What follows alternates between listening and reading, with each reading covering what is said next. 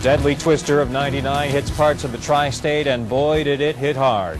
This is just some of the devastation in a subdivision in Harper's Point off of North 275 and west of Montgomery Road. The winds were so strong they overturned a couple of semi-trucks and cars on I-71. At least one person on the highway was killed. And in all of this destruction, there are some amazing stories of people who survived when their homes were literally blown apart from around them.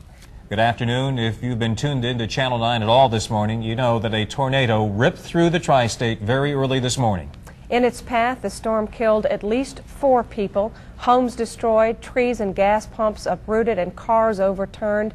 The Hamilton County coroner confirms 2 people were killed in a dwelling and 2 others died in 2 separate auto accidents.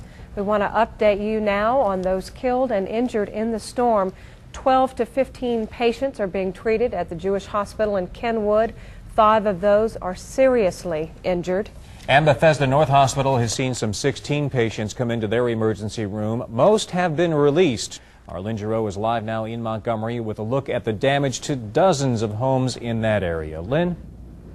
Well, Randy, it was just before 5 this morning when the warning sirens went off, and people here tell me they had virtually no time to get to safety. Now, the twister ripped through so fast and with such force. Take a look behind me. You can see that what people awoke to were their roofs torn off from above their heads and an entire neighborhood destroyed. Now, as we take a look at some pictures from this morning, just a line of destruction that traveled down Deerfield Road along Shadow Hill Way, and the worst damage on Cornell Road. Some 24 homes are leveled, just demolished. We are told there are 2 fatalities in those houses, those names not yet being released. Now, the stories here are just unbelievable. I spoke with a family walking down the street with their suitcases and plastic bags in their hands, all they could pack from their house. They were on their way to find a hotel room. There was a teenage boy wandering the streets looking for his parents, who apparently have been taken to Jewish Kenwood. The good news is that most people did make it out of their homes, that they survived this. And as you look at the damage to these houses, it is just a miracle that they are alive today. They do tell me they feel very, very lucky to be alive. They are now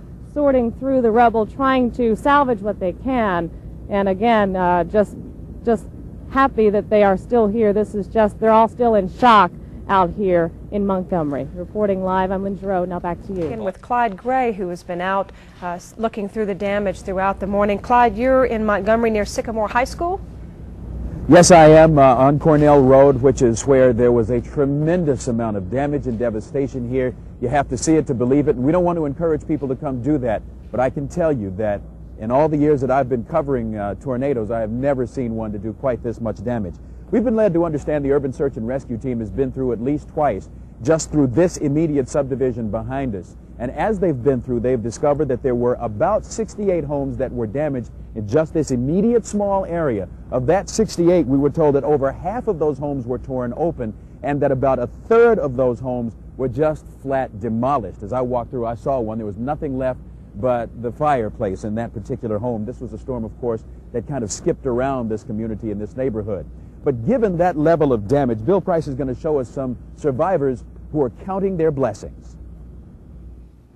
Remarkably, for so much utter destruction in the Montgomery Blue Ash area, few lives were lost and injuries were few. First time in my 25 years of police work that I've seen something like this. Hope I never see it again.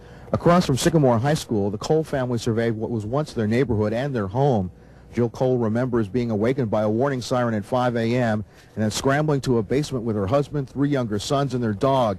They all held on for dear life. And he just came down the steps, and we heard the train engine. We heard the big roar, and headed for the shop inside, where, you know, in the inside of the basement that we thought would be safe, and we held on to the table, and the house kind of crashed around us. We heard water coming into the basement because, you know, the roof is gone, and the garage collapsed in on both of the cars, and everything's you know, pretty much gone. Jill's family survived. Meanwhile, Cincinnati policeman Kevin Brown was on patrol downtown doing 3rd shift when the twister struck his neighborhood and leveled his house, a house his wife and son were sleeping in. Brown rushed back to his neighborhood. His wife and son survived the twister unharmed. His house, like most other in the neighborhood, is a total loss. Be grateful my wife and son are alive. What did you say to them? What did you do when you first saw them? Just hugged and cried. Others agreed. With the way the storm struck in the dead of night with little prior warning, many residents here feel fortunate. It's going to be a mess. But you know, I heard that there are some people that were badly hurt, and you know, we're lucky a house can be rebuilt. All morning we have been showing you dramatic pictures from Chopper 9. Chopper 9 pilot Dale Williams joins us now with a live aerial tour of the damage. Dale? Right. We're going to take you on, like you said, a tour of where this touched down originally. This is the corner of Pfeiffer Road and Kenwood Road. This is where the tornado originally touched down. You can see the wire repairs underway right now. Now, at this point, the homes weren't too badly destroyed. However, the trees, the taller trees, are severed about roof height. Most of the homes, a lot of wires pulled down. And as we fly on up here, we're going to actually fly you across 71, across the industrial park at Blue Ash, and then across 71, and then on up towards Harper's Point, where this thing terminated. But as you can see, this is the industrial area, Blue Ash. You can see a lot of the warehouses totally destroyed. Some of them just lost the ends. Some of them just mangled like rubber bands. And as you see 71 up there on the top of your screen, this is where the semi-truck was overturned this morning that you've seen video of. Okay, coming across 71 here is getting into the Sycamore area. This is where some of the major damage and devastation was done. You can see the woods are completely destroyed right here.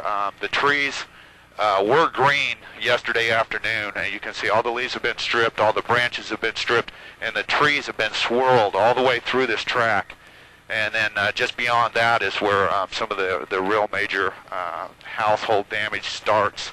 This is just next to Sycamore High School. The few homes that are still standing are probably not going to be able to be rebuilt or not be able to be repaired. They will have to be rebuilt. You can see debris just laying all over. And then the next step is the tornado took across 275 as Rich pans up. You can still see him working with one of the semi-trucks that was rolled into the ditch. And we also believe this is the area where another vehicle was rolled over that did claim one life in the tornado. And then across the street from 275 here, we start into some of the upper scaled homes, $500,000 homes totally leveled. Rich is giving you a real good picture here of the neighborhood, how it just kind of selected its targets. It wasn't like a strong wind where it destroyed everything in the whole neighborhood. It was more like a physical thing that went through and just whatever it touched, it destroyed, because there's homes that's got cars sitting in the driveways. The cars are still there. However, the garage and the homes are gone. So whatever it touched, it totally destroyed. And then we're getting up into the Harper Point area where it destroyed, it did some severe damage to one of the plazas here, a few apartments, a church, and then it seems like it just kind of lifted up and went on its way. We understand it did touch down a little further north up towards Landon and that area and do some damage. We're going to go up and take a look at that in a few minutes. Dale, that's a terrific perspective you just gave us from the Chopper 9 there. We're able to see exactly the path and the scope of the devastation that this tornado just caused. Just amazing, shocking pictures. Right, Randy, that it is. I also noticed that there are, in some cases, you can't get by those utility crews as they repair the utility poles. So it's good that people just keep staying out of that area. Let the disaster services in there and let them do their job. Right, that's exactly right. And I mean, not just the electrical, but I mean, they've also got to be concerned about the debris, nails, kids walking on boards with nails in them, shingles. I mean, there's so much debris. It's very dangerous in this area. You're better off just staying far away from it.